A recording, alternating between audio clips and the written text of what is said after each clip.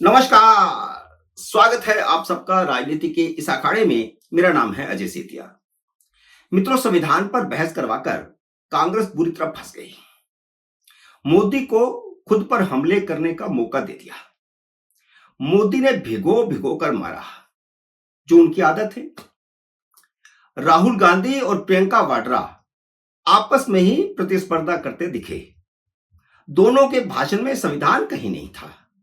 होड़ लगी थी कि राहुल बड़ा नेता है या प्रियंका बड़े नेता है। वे दलित और मुस्लिम की राजनीति करते दिखे।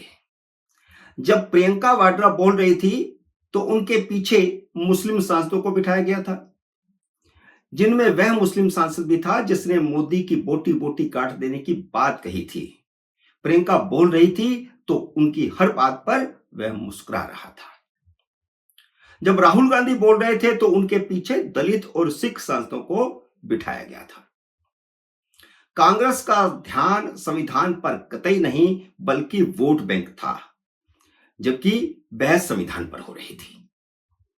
प्रधानमंत्री का सारा भाषण न सिर्फ संविधान के इर्द गिर्द था, बल्कि संविधान और आरक्षण के साथ कांग्रेस ने क्या क्या किया, इतिहास के सारे पुर्जे खोल कर रख दिए। मोदी ने नेहरू, इंदिरा और राजीव गांधी ही नहीं बल्कि राहुल गांधी की भी चिंदी चिंदी उड़ा दी, जो संविधान की कॉपी अपनी जेब में लेकर के चलते हैं। संविधान के साथ राहुल गांधी ने क्या किया हुआ है वह भी मोदी ने खोल कर रख दिया। प्रियंका वाड्रा का दर्द यह था कि भाजपा के सारे सांसद नेहरू, इंदिरा और राजीव पर हमला कर रहे हैं। उन्हें इतिहास की बात नहीं, वर्तमान की बात करनी चाहिए। तो बात तो आप संविधान की कर रहे हो, तो संविधान तो 75 साल पुराना है। उसी की बात होगी तो इतिहास की बात तो होगी ही। आप इतिहास की बात को छुपा नहीं सकते। तो मोदी ने वर्तमान की बात भी की और इतिहास की बात भी की। इतिहास के बिना संविधान की बात नहीं हो सकती। इतिहास से कांग्रेस मुंह छुपाना चाहती है, क्योंकि कांग्रेस ने इतिहास को जेब में रखा हुआ था और अब भी राहुल गांधी भी जेब में लेकर के घूमते हैं।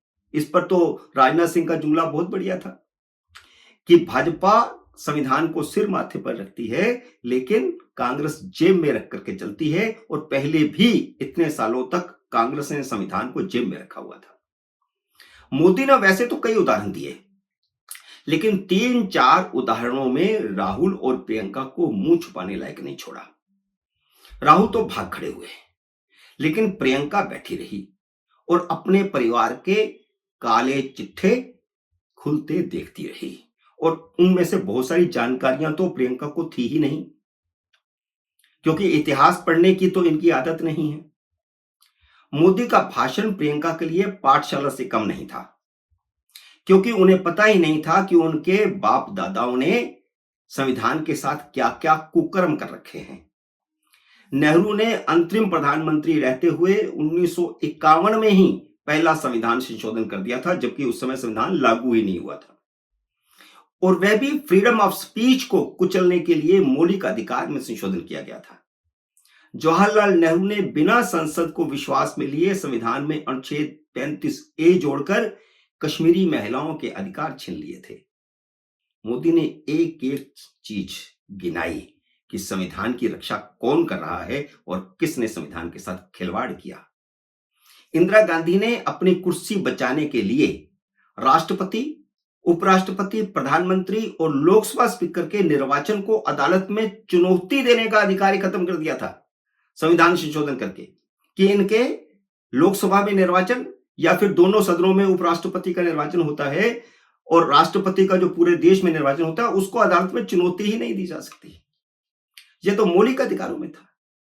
ये तो कोई भी जाकर के किसी के चुनाव को चुनौती दे सकता है, लेकिन इंदिरा गांधी ने इतना बड़ा संविधान संशोधन कर दिया और संविधान की बात करते हैं। संविधान की प्रस्तावना को ही बदल दिया इंदिरा गांधी ने। भले ही समाजवाद और जो शब्द जोड़ा गया वो ठीक है, उसको सुप्रीम कोर्ट में सही माना है, लेकिन आपने तो संविधान के साथ खिलवाड़ किया ना, संशोधन किया ना। और इंदिरा गांधी ने आपातकाल लगाकर मौलिक अधिकार तक खत्म कर दिए थे। राजीव गांधी ने एक बूढ़ी मुस्लिम महिला को सुप्रीम कोर्ट से मिले गुजारा भत्ते के अधिकार को रद्द करने के लिए संविधान संशोधन कर दिया था। मनमोहन सिंह ने तो यहां तक कह दिया था कि प्रधानमंत्री पार्टी अध्यक्ष के प्रति जवाबदेह होता है। संविधान की शपथ लेकर क्या कोई प्रधानमंत्री ऐसा कह सकता है? प्रधानमंत्री पार्टी के प्रति नहीं, देश के प्रति, संविधान के प्रति जवाबदेह होता है।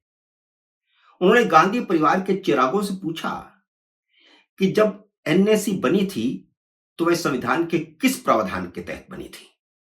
बिना संविधान की शपथ लिए सोनिया गांधी तो प्रधानमंत्री के ऊपर सुपर प्रधानमंत्री बन गई थी। बिना राहुल गांधी का नाम लिए मोदी ने राहुल गांधी के भी धागे खोल दिए, जिसने कैबिनेट के प्रस्ताव को सार्वजनिक तौर पर फाड़ दिया था। और उससे भी ज्यादा शर्मनाक बात तब हुई जब संविधान की शपथ लेने वाले मनमोहन सिंह और उनके मंत्रिमंडल ने पास किया गया प्रस्ताव वापस ले लिया, क्योंकि राहुल गांधी ने उसे फाड़ दिया था। मोदी ने कांग्रेस के मुस्लिम प्रेम की परतें भी खोलते हुए कहा कि वे जाति जनगणना इसलिए करवाना चाहते हैं ताकि मुसलमानों को आरक्षण दिया जा सके। कई राज्यों में उन्होंने आरक्षण दिया भी, लेकिन सुप्रीम कोर्ट ने उसे रद्द कर दिया।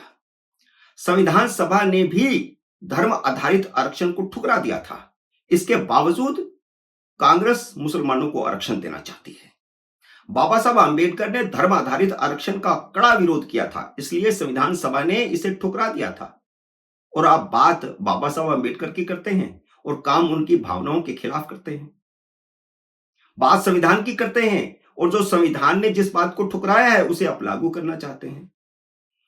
मैंने उसी दिन ही कहा था कि संविधान पर बहस करवाकर राहुल गांधी ने अपने ही पैरों पर कुल्हाड़ी मार ली है।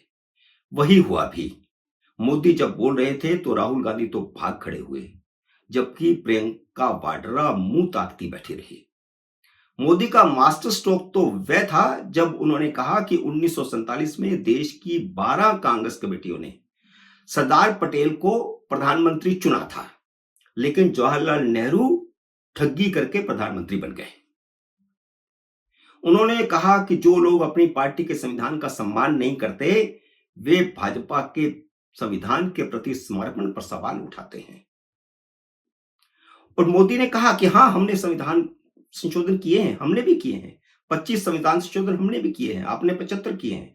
आपने संविधान के खिलाफ संविधान संशोधन किए, हमने देश की भावना के लिए, अच्छे के लिए संविधान संशोधन किए। और उन सब संविधान संशोधनों को एक एक करके उन्होंने गिनाया भी कि हमने ये किया, ये किया, ये किया और इसमें क्या गलत किया। मोदी के भाषण से पहले राहुल गांधी वीर सावरकर और मनुस्मृति के खिलाफ अपना पुराना फटा ढोल बजाते रहे। उनके भाषण में संविधान तो था ही नहीं, तो स्पीकर ने उन्हें याद दिलाया कि वे अपने भाषण को संविधान के इर्द गिर्द रखें। पर न राहुल का भाषण संविधान पर था और न प्रियंका का। जब मंगलवार को मोदी उन दोनों की मां सोनिया गांधी के सामने कांग्रेस के पुर्जे ढीले करेंगे, तब पता चलेगा कि संविधान पर बहस करवाना उनको कितना फायदेमंद रहा और कितना नुकसान दे रहा। मित्रों, उम्मीद है मेरा ये वीडियो आपको पसंद आया होगा। इसे लाइक और शेयर कीजिए। अगर आपने मेरे YouTube चैनल को अब तक सब्सक्राइब नहीं किया तो कृपया सब्सक्राइब करके अपना आशीर्वाद दीजिए। जल्दी मिलते हैं अगली वीडियो में किसी अन्य विषय के साथ। तब तक नमस्कार।